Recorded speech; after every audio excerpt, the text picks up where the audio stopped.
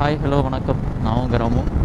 இந்த வீடியோவில் நம்ம என்ன பார்க்க போகிறோம் அப்படின்னா, வண்டி சர்வீஸ்க்காக போய்ட்டுருக்குங்க. Honda CB 350 highness. இது வரைக்கும் 27,058 கிலோமீட்டர் ஓடி இருக்கு. இங்கே நான் இருக்கிறது வந்து நாமக்கல். இப்போ பக்கத்தில் சேலம், ஈரோடு 2 இருக்குது. ஈரோட்டில் சர்வீஸ் சென்டரில் கேட்டு பார்த்தேன், சர்வீஸ் சென்டரே க்ளோஸ்டு, பர்மனெண்ட்டாகவே க்ளோஸ் பண்ணிட்டாங்க. திருப்பூர் தான் போகணும் அப்படின்ற மாதிரி சொன்னாங்க. அப்புறம் சேலத்தில் கேட்டு பார்த்தேன், சேலத்துலேயும் பண்ண முடியாதுன்ட்டாங்க. ஏன் அப்படின்னா, நான் ஏஎம்சின்னு சொல்லிட்டு ஒரு பிளான் போட்டிருந்தேன் ஒரு 2 வருஷத்துக்கு, 2025 to 2027. அதில் போட்டிருந்தனால ஏஎம்சி எங்கே போட்டிங்களோ அங்கே தான் பண்ண முடியும் அப்படின்ட்டானுங்க. இப்போது திருப்பூரில் தான் போட்டேன். ஏற்கனவே அங்கே 2 சர்வீஸ் பண்ணிட்டேன். இன்னும் 2 சர்வீஸ் பாக்கி இருக்குது. இந்த ஒரு சர்வீஸ்க்கு போகணும். அதுவும் இல்லாமல் ஒரு டிசம்பரில் ஜனவரியில் போனோம்னா கரெக்டாக இருக்கும். வண்டி இது வரைக்கும் எதுவும் ப்ராப்ளம்லாம், பெரிய ப்ராப்ளம் எல்லாம் எதுவும் வைக்கல. 2 இஷ்யூ தான். ஒன்று, இந்த கோன் செட்டு அது விட்டோம்னா கையெடுத்தோம்னா ஆடுதில்ல, அது நான் ஒரு தப்பு பண்ணிட்டேங்க. பின்னாடி அந்த பாக்ஸ் இருக்குல்ல, டாப் பாக்ஸு, அது வச்சிருக்கக்கூடாதோ அப்படின்றது தோணுது. அதனாலயா இல்லை இந்த மாடல்லையே எப்படியான்னு தெரியல. இது ஒன்று. இன்னொன்று, செயின் ஸ்ப்ராக்கெட் மாற்றணும். செயின் வந்து ஓரளவுக்கு லூப் இருந்ததுன்னா எதுவும் இஷ்யூ இல்லை. செயினில் அந்த லூப் இல்லை அப்படின்னா டடக்குன்னு சத்தம் வருது. அது லாஸ்ட் சர்வீஸில் மாற்றணும். நாங்கள்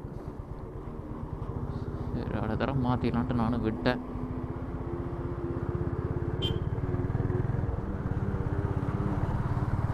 அவ்வளோதாங்க, இந்த 2 ஒர்க் தான்.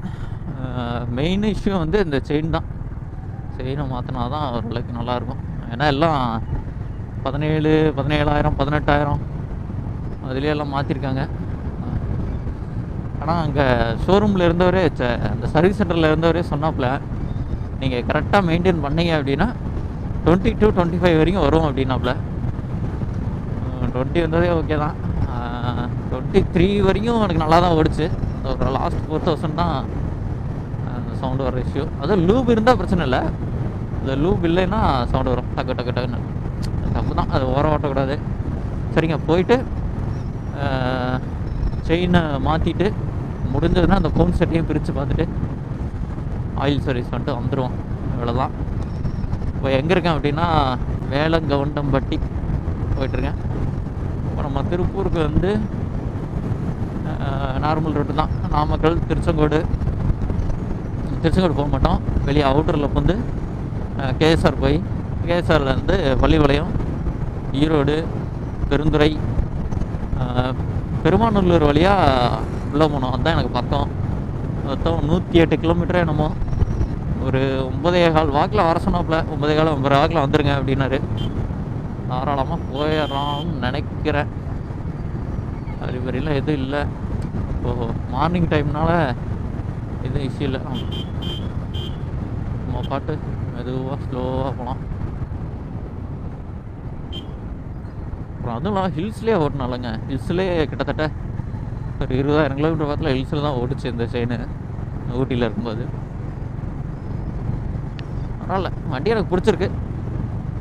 மெயின்டெனன்ஸ் அந்த ஏஎம்சி மாதிரி ஏதாவது போட்டோம் அப்படின்னா எனக்கு ஓரளவுக்கு பெட்டராக இருக்குன்ற மாதிரி தோணுது. எனக்கு last time oil service, break bad எதுவும் மாற்றலை. அந்த ஃபில்ட்ரு அதெல்லாம் மாற்றணும். அதுக்கு 500 ரூபாய் என்னமோ தான் பில்லே வந்துச்சு. இது மாற்றணும் அப்படின்னாங்க பிரேக் பேடு. இல்லை, நான் வெளியில் மாற்றிக்கிறேன் அப்படின்ட்டேன். ஸோ இன்னி வரைக்கும் தேவையில்லைன்னு சொன்னதுனால நான் பிரேக் பேடு வாங்கிட்டேன், ஆர்டர் பண்ணி வாங்கிட்டேன். இப்போ 2 மாதத்துக்கு முன்னாடியே வாங்கிட்டேன். இங்கே திருச்செங்கோடில் தான் ஒரு கடையில் கேட்டேன், பிரேக் பேடு போயிடுச்சாம்மா, மாற்றிக்கலாமா அப்படின்னு. யாருங்க சொன்னாங்க, என்ன இருக்குது லைஃபு, அந்த அந்த இந்த பிளேட்டுக்கு மேலே இந்த மொத்தம் இருக்குல்ல, இந்த அளவுக்கு அது இருந்தது. சரி, ஓகே, சவுண்டு எதுவும் வரல, நல்லா தானே இருக்குது அப்படின்ட்டு யூஸ் பண்ணிகிட்ருக்கோம்.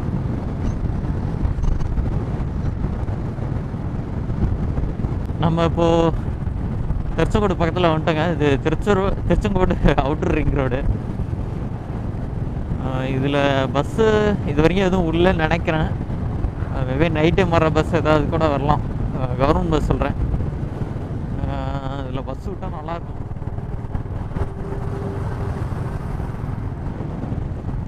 இப்போது நமக்கு இந்த ரோடு எங்கே போய் ஜாயிண்ட் ஆகும்னா கேஎஸ்ஆர் பக்கத்தில் போய் ஜாயிண்ட் ஆகும். மணி 7:30. கரெக்டாக 7 மணிக்கு வண்டி எடுத்தோம். கரெக்டாக 30 கிலோமீட்டர் வண்டி இருக்குங்க. இதெல்லாம் போனோம்னா போயிடலாம். கிளைமேட் அப்படியே க்ளவுடியாகவும் இருக்குது, ட்ரிஸ்லிங்கும் இருக்குது. நல்லா இருக்குது கிளைமேட். இதில் போனோம்னா நம்ம பரமத்தி போகலாம். பரமத்தி அடுத்து போனோம்னா கொக்கராயம்பேட்டை அந்த ரோடு வரும்னு நினைக்கிறேன். அதையும் தாண்டோம்னா தான் கேஎஸ்ஆர். காலையில் லைட்டாக ஒரு பிளாக் காஃபியும் வரிக்கையாக இருந்து போட்டு வந்தேன். அப்புறம் நட்ஸு கொஞ்சம் எடுத்திருக்கேன், நட்ஸு டேட்ஸ்லாம். அதனால் இதுவும் பிரச்சனை இல்லை, நம்ம போய்க்கலாம்.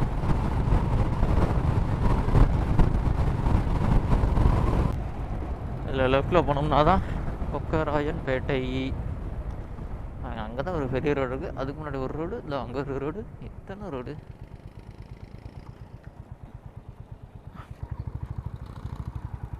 இதில் லெஃப்டில் போனோம்னாங்க, இதில் லெஃப்டில் போனோம்னா கொக்கராயன்பேட்டை.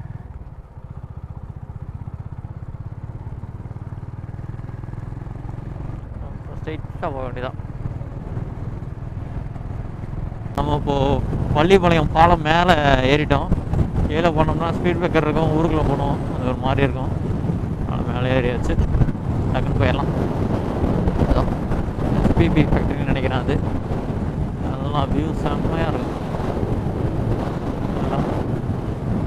இருந்த அந்த பில்டிங்கெல்லாம் தெரியாது தான் நமக்கு ஈரோடு சிட்டி. போயிட்டுருக்கோம். இது வரைக்கும் கிளைமேட் ஓகேவாக இருக்குங்க. ஈரோட்டுக்குள்ளே பூந்துட்டோம், ஹீட்டு தான். இது வரைக்கும் 48 கிலோமீட்டர் ஓட்டியிருக்கோம். 7:45. ஆவரேஜ் வந்து 44.6 ட்ரிபிஐ ஆவரேஜ்.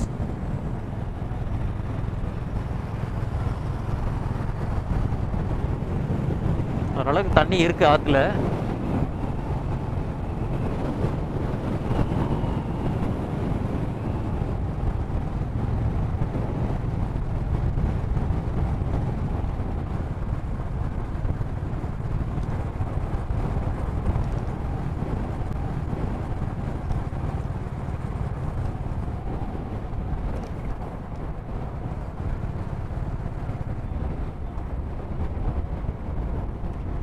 அவ்வளோதான், நம்ம ஈரோடுக்கெல்லாம் வந்தாச்சு.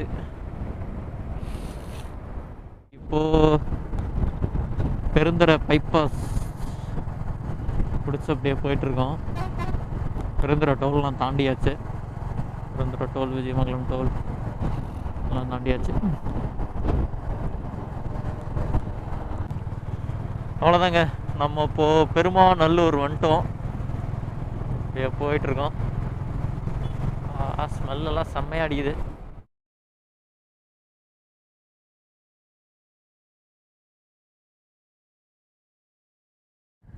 நம்ம இப்போது திருச்செங்கோடு அவுட்டர் ரிங் ரோடு, அதாவது நம்ம சங்ககிரிலேருந்து வந்தோம்னா முன்னாடியே லெஃப்டில் பிரியும்.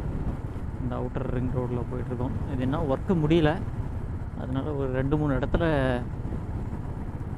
விட்டாக தான் இருக்கும். அப்படியே கனெக்ட் பண்ணி போகிற மாதிரி இருக்கும். இதில் போனோம்னா நம்ம டேரெக்டாக விவேகானந்தாவே போயிடலாம். திருச்செங்கோடு டவுனுக்குள்ளேயே போக தேவையில்லை. போகும்போது இந்த அவுட்டரில் போயாச்சு, கேஎஸ்ஆர் அவுட்டரில். வரும்போது இந்த சங்ககிரி அவுட்டரில் வந்தாச்சு. திருச்செங்கோட்டுக்குள்ளேயே போகல. உள்ளே போனால் அது கொஞ்சம் 5 நிமிஷம் 10 நிமிஷம் லேட் ஆகும். சரிங்க, நம்ம வண்டி சர்வீஸ் பண்ணியாச்சு. 2 இஷ்யூ சொல்லியிருந்தேன் நாங்கள். ஒன்று வந்து செயின் ப்ராக்கெட்டை ஃபுல்லாக செட்டே மாற்றணும் அப்படின்ட்டு. இன்னொன்று முன்னாடி கோன் செட்டு எதுவும் பிரச்சனை இல்லை அப்படின்னு சொல்லிட்டு டைட் மட்டும் பண்ணி கொடுத்தாப்புல. செயின்ஸ் ப்ராக்கெட்டில் அட்ஜஸ்ட்மெண்ட் மட்டும்தான் பண்ணார், மாற்றலை. ஏன்னா இன்னொரு 3000-4000 நோட்டு ஓடும், நீங்கள் ஏன் மறுபடியும் மாற்றிட்டுருக்கீங்க, செயின்ஸ் ப்ராக்கெட் நல்லா தான் இருக்குது, இன்னும் அட்ஜஸ்ட்மெண்ட் இருக்குது பாருங்கள் அப்படின்னு சொல்லிட்டு அந்த அட்ஜஸ்ட்மெண்ட்டே ஃபுல்லாக காமிச்சார். சரி, எனக்கும் சாட்டிஸ்ஃபிகேஷனாக அது தான் இருந்தது. ஓட்டி பார்த்தேன். அந்த டப்புன்னு நாய்ஸ் வரும்ல, எல்லாம் எதுவும் வரல, நல்லா தான் இருக்குது.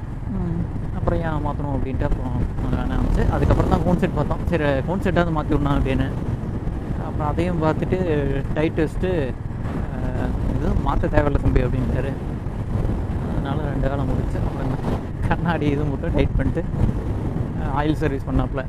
ஃபுல்லாக oil service, filter, water wash இதை மட்டும் பண்ணி கொடுத்தாப்புல.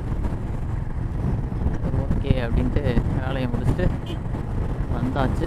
இப்போ கிட்டத்தட்ட காலைல 7 மணிக்கு வண்டி எடுத்ததுலேருந்து 205 கிலோமீட்டர் ஓட்டியிருக்கேன். ஆவரேஜ் 46. எப்படி 70-80 தாங்க, இந்த ஸ்பீடு தான் போவேன், அவ்வளோதான். 70 to 80 இந்த ஸ்பீடு தான் போவேன். இதை விட வேகமாகவும் போக மாட்டேன், கம்மியாகவும் போக மாட்டேன். 70 to 80 அப்படியே நிதானமாக போயிடுவேன். இந்த ஸ்பீடில் போனால் தான் எனக்கு என்னமோ வண்டி ஓட்டுற அந்த அனுபவமே வருது. ரொம்ப அறிகுறியாக போனோம்னா ஒரு மாதிரி நம்ம இந்த பயத்தில் ஒரு மாதிரி அட்ரினல் ரஷ்ங்குமாங்களே, அந்த மாதிரி வந்துடுது. எனக்கு அந்த வண்டி ஓட்டுற அந்த ஃபீலிங்கே இல்லை. இந்த ஸ்பீடில் இந்த 70 to 80 இந்த வேகத்தில் போனோம்னா அப்படியே நார்மலாக போகிற மாதிரி இருக்கா. அப்போ தான் அந்த வண்டியை வந்து ஓட்டுற ஃபீலே வருது எனக்கு. சரிங்க, இப்போது எனக்கு தெரிஞ்சு 3வது பெய்ட் சர்வீஸ்னு நினைக்கிறேன். 3வது 4வது இல்லையா. சரி, நான் அந்த ஸ்க்ரீன்ஷாட் வேணால் போடுறேன் உங்களுக்கு. மை ஹோண்டா இண்டியான்னு சொல்லிட்டு ஒரு ஆப் இருக்குது ப்ளே ஸ்டோரில். அந்த ஆப்பில் டவுன்லோட் பண்ணி நம்ம வண்டி நம்பர்லாம் போட்டு ரெஜிஸ்டர் பண்ணிட்டோம் அப்படின்னா அடுத்த சர்வீஸ் அப்போ எல்லாமே அதுலேயே வந்துடும்.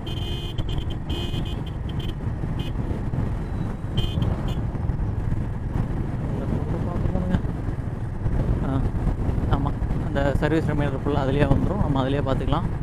அப்புறம் சர்வீஸ் எப்போது, எவ்வளோ பே பண்ணோம், எத்தனை கிலோமீட்டரில் பண்ணோம், அப்புறம் ஏஎம்சி என்ன எவ்வளோ நாளைக்கு இருக்குது, என்ன ஏது லொசுக்கு எல்லாமே வந்துடும் வண்டியை பற்றி.